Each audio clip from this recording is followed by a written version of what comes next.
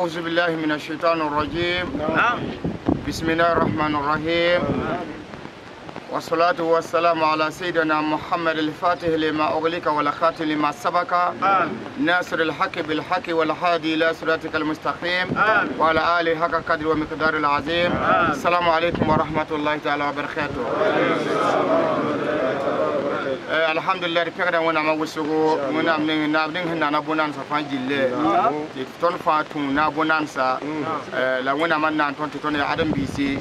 اربا رومسي ايوا بابون سمسي ادم بي سي وانا ما من هنا بونان سفان جيلي وانا ما تكنياكا ادم بي غن وو يير بونان سفان جيلي ايوا ربنا وانا ما وسوغو لبن زما سلام وانا تلغ الدنيا وانا كون نيمان باساتي وانا بركادو ايوا وانا كون بركام alhamdulillah ya isa mbige alhasek Sufi Mahmoud Sam burkina Sufi Rambator Saba ya kwituma bige kokologo la tondishi boboka ne karambisi la sama tum silam da dine tumde la songo taba la songo ni buide la malaka de zamana eleton me yam songo alhamdulillah rundo ya jumo ko jumo wa chelen yine zamawa aywa ayo keren yi pa masore wala ne ba wiso ko tumdame tumdo bampa mandi kasura alhamdulillah rabbil alamin chelebe kame ado kera wonam woto mi papode tinase kwera pour sambisi fanji la pour Burkina pour Afrique yi la fanji bi ne do ne Afrique ne fa ni sabla budo fa chabe pour fanji le la ningata de menga dose la ninga tenga kamba dose la ninga zamana dose la ninga Burkina dose muna godo zamana ne kom muna zaga ne kom muna zaga ne nyande aywa muna lokodo rintige aywa muna lokodo pango muna golol gol songo muna malagado muna kanagado alhamdulillah rabbil alamin tono na sen ko yaran wuli zamana kamba aywa la Burkina kamba yade alhamdulillah rabbil alamin zame premier ministre yi waga aywa wa bobo julaso wana gouverneur Diallo bobo mbe bobo kanwa aywa te bien ko yaran bo limamba fanjile aywa ton fa limamba la wajumanba ton fa wajumanba wala dine to damba aywa ton me fa dine to damba aywa ti mwemba limamba fancha be lifa jama kudo fancha be aywa lifa jama fancha be aywa ton fa zekado nore aywa tegan sege premier ministre ne aywa gouverneur mbe bobo jula soka kanwa ministre de la culture sarfaloka ton me ngabe sarfaloka okay te nata be ne aywa ministre wani ko ni ngad wuma me aywa bilge meti aywa budo da tun tabi budo da tun tabi wo nya ba ma ya mwaga woto ya sinimige woto ya aywa definge woto ya aywa bobwaga woto ya lobi woto ya gorongo no yikabe ne do ne ya Burkina beng fa fon wati ya budninge fa ton fa ya zaman yen kamba ton fa ya tenga kamba de gataba no ko sundu ne taba ni tabu dose wina man kanaga de fon wati kambe dinninge wa ko saga nda dine ko gomda dine gwama wina man wati ndat ni kanaga na foma alhamdulillah yimo ni naga da fo la paptaba moro tabne panga silam na dine menga pasakte de moro tabi la ikraha fi din wala moro ne panga chin din puwa fo ham moro ne panga chinze tuta a patara panga la fo panga twewa a chin ne panga pa non mai anan pu da fo la shuno pa non fo a ham pa morara tenzam fame rewa ne do ne ya din tor soba ne do tum dine tumda fo saganda me rigda dine gwama antade wa ni ta songo ti payine panga payine tui payine weyore ne ning wona ma wanda ta kanagara bamdam chirga da fo aywa na fo mudine puwa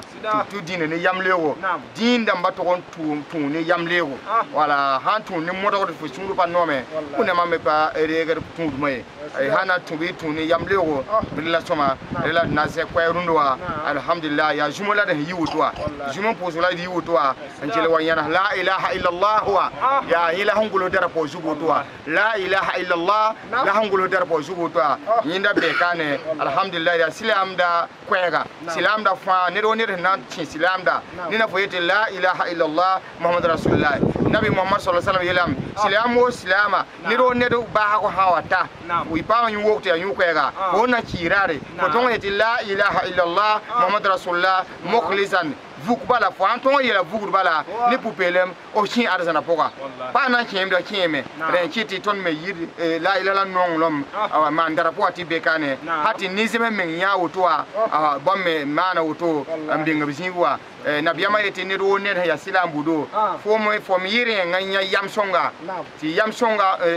hantum dina poka donc ne de me hanya zamse ko bam da yele somde ne ro ne to mabud fa lo isma ton hanya yama mana wotoa silam da tum da ton tum ka alhamdulillah suvinde hunwa ton hon talawa burkina kanwa mamuna wa burkina mpanya suvi kata gom suvin gwambe manu suvin wazuye ya ton la premier nan gom suvin gwamka na man wazu suvin wazu otume ode ton la premier me Burkina Faso kane na man mauludu mauluda masinge mandame wazura masinge mandame la nere na yi premier Burkina Faso ka na mauludu na tigim wode monsa to jouer en wuli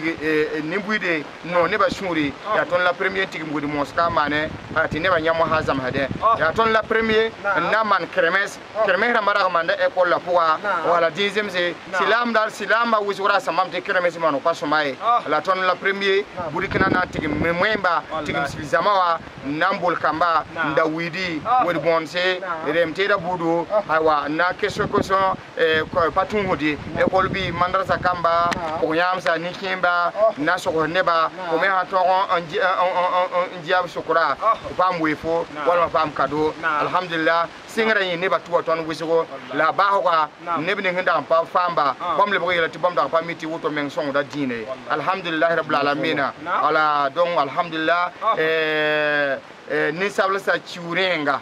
chiu premier jumois ni sabla sa fa ci bana saray ni sabla sa fa chiu jumarenga na le mon burkina moyemba la silamba an wuleti ne ba wate sektab to karan qur'ana to bonte juma fola juma ira singen be ne ba pode ne ba daga singam da qur'ana wakar fajile la bonte juma fola wa am paton wo ngaka juma fola ran pa be burkina to bonte juma fola ni sabla chiu jumarenga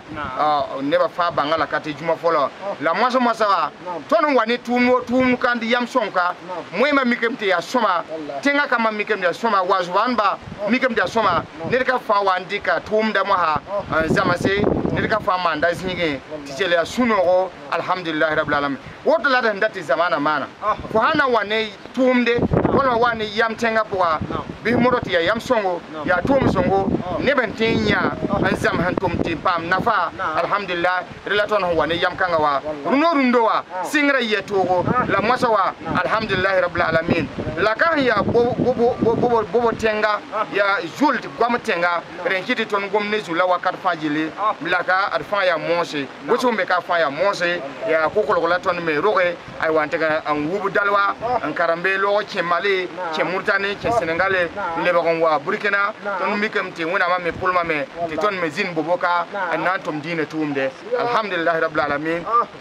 anga me fo jula moshikana anna masagana be ambe segana donne parce que be ma moshika me aya yira ko alhamdulillah biye jumae ambola juma serero la anga nyongo soro darbo koroya no de la ilaha illallah muhammadur rasulullah darbo e ala kra ko sallallahu alaihi wasallam ma min kan laba isijani sisiru ko fe ma min ka wati laba ni sila ka fo la ilaha illallah muhammadur rasulullah muklan sen kelempeo dakala janna iduna jina kono ama fuki bina doki iduna jina kono o de kama awin la ilaha kanu kojugu ame kira mi kono Muhammadu en tant que no yo fo amina boloni la ilaha illallah we ambe tamanaye amanga baraka be naye amanga dumni be ke naye ambe siga anga borula naye ambe lana ambe wulinaye ambe jonaye anga fembe la ilaha illallah Muhammadu rasulullah ka seli ka jagabo ka su ka heji ke ka umra ke inshallah ka baranyuma chamange ka kalanso jo aywa docteur sojo aywa ka baroke ya fam ya baram mbese ka bun hadama de nin lafiya atuma bez lafiya atoka hakli soro ka ala yi ka ala bato ka nyumanke ka nyumayira mola ka nyon kanu ka hene nyona amina nanu bara de Burkina Faso ya alhamdulillah rabbil alamin ala fana yala tege aywa anga premier ministre bola wagadugu aywa kana fara bobo gouverneur ka no jalo e otuma alhamdulillah pre otunye chibla limamu bema lifa wazukelaw karamogo kalandentigu aywa shia nyamogo dugutigu wolotigu ya famia aywa kerton ambela jene nyon soro sarafalaw an yere be sarafalaya ne yere be sarafalaya ya famia la otuma alhamdulillah ne kokolo kadi nga dine barala ala yankere ka siglimbeya abe famiala ne rebe sarafalaw maison de la critique min jola fona be sarafalaw ya otuma nyonye ba na beke a chama beke sarafalaw ya ala fona sarafalaw bunya ha sarafalaw bunya na de inya be barake ro baba nu chama be sarafalaw ya abe famiala wa mogoba ni bina sabati ni bina bobo ya be fola sarafalaw ya karamogo ba bola yoro gore ni nana bo ni ma fola sarafalaw doro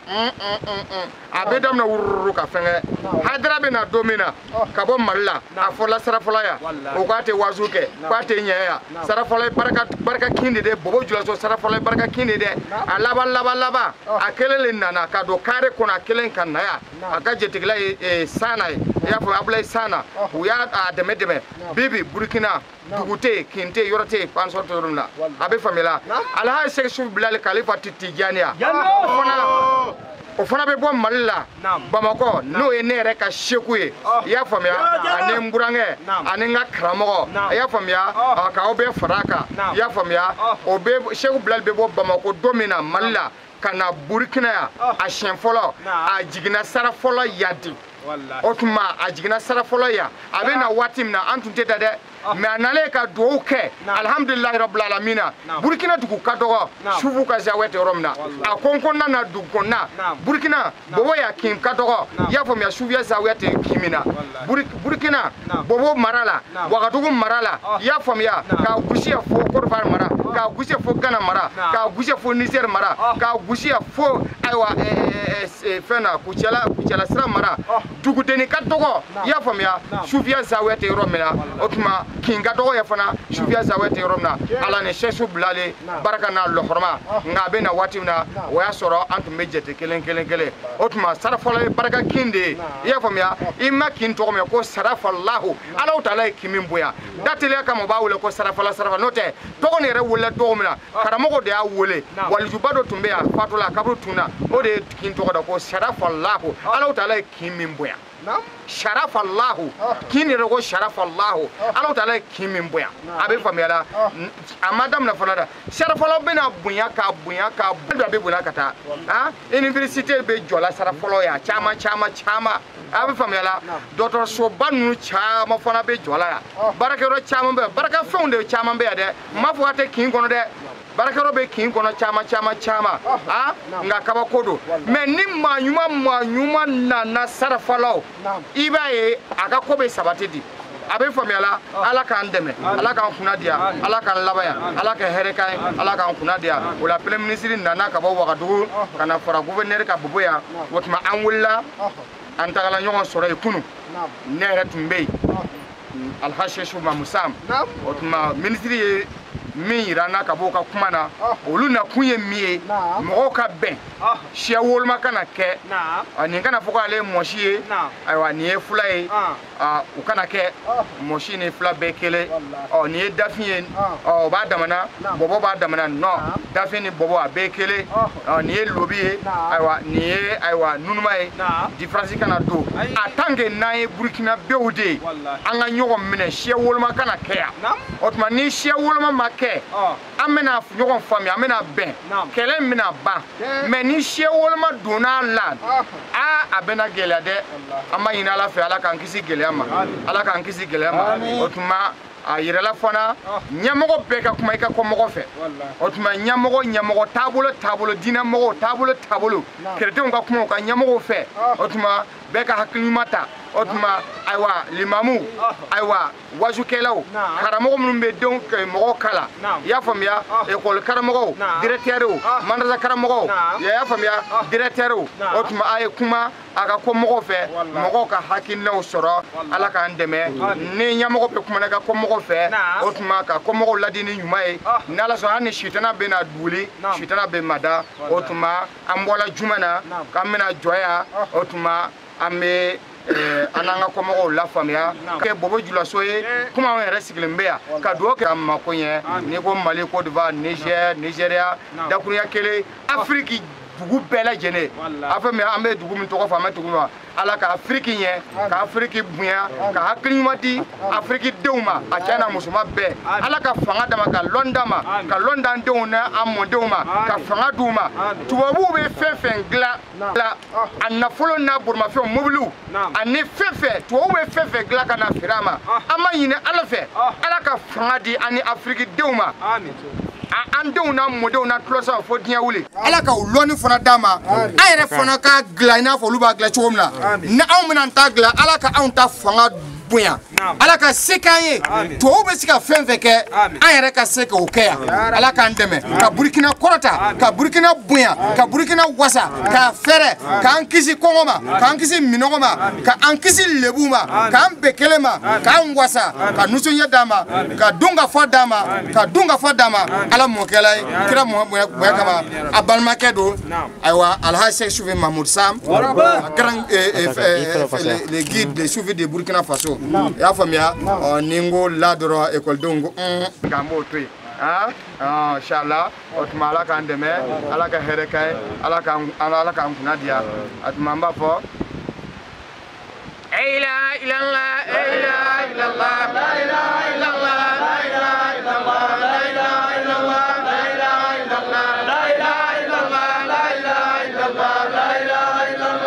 la ilaha illallah la ilaha illallah la ilaha illallah sayyidina Muhammad rasulullah alayhi salamullah aya hakili dron ni kon mina nyawato shitana bita do den la ka to ka kasi na ya ye de mina dron sele yoro ni jamana shitana do de parce que avec kasi min kala be do na anga e kumona otuma na ye de mina dron mo do ka boka den yere ta ka tabla fo ko avec famela parce shitana mayinde shitana be do fembela avec famela ala ka ndema ya hakili to ala wati be otuma ala ka jumore yirana ala ka jumore na kala ndembe chamana musuma be ashunguru na akorbalen be akamelen be otuma mukadamu kalfa febe du kono be ka nyon soro 18 la dimanche do 8h30 assalamu alaykum karbo bana be sarfa lawle ali kendo be yakabuni diye beye abe sarfa lawle aya famuke ni ko duwa be jabi o be sarfa lawle duti wo ye duwa ke sarfa lawye yani sarfa yani bubu la soka si wo duwa ke sarfa lawye ko furuti be ya barka tugo be sarfa lawle de sama be vidina ya o be na ke milliardaire tigule inshallah sarfa law ko ni sabatila ka ba ay duwa ke sarfa lawye jilba ya be sarfa lawle